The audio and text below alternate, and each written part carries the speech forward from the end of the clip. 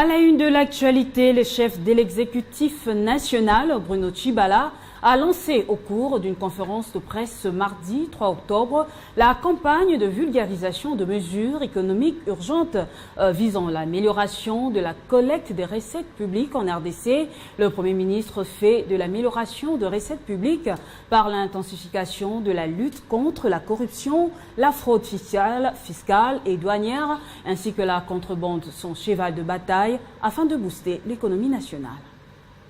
C'est dans ces jardins de la primature que les patrons de l'exécutif national Bruno Tshibala, accompagné de certains membres du gouvernement et de son cabinet, s'est adressé à la presse afin de lancer cette campagne qui consiste à vulgariser des mesures économiques urgentes qui visent à améliorer les systèmes économiques du pays.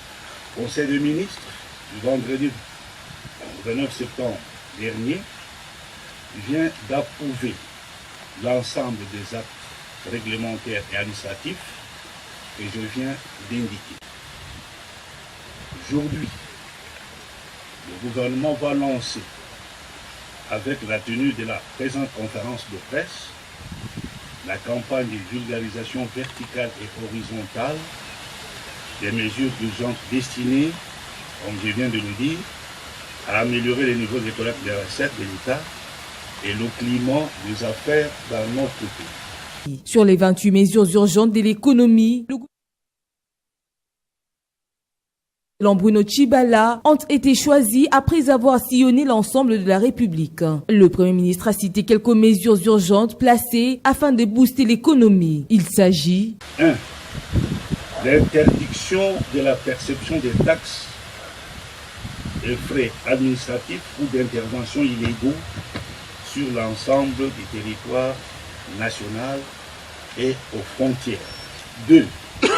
L'instauration du bulletin de liquidation unique est simplifiée pour les opérations de dédouanement des marchandises au poste douanier. 5. Respect absolu de l'ordre opérationnel prévoyant la présence des 4 services publics au poste frontalier. Et 7. La prise des sanctions exemplaires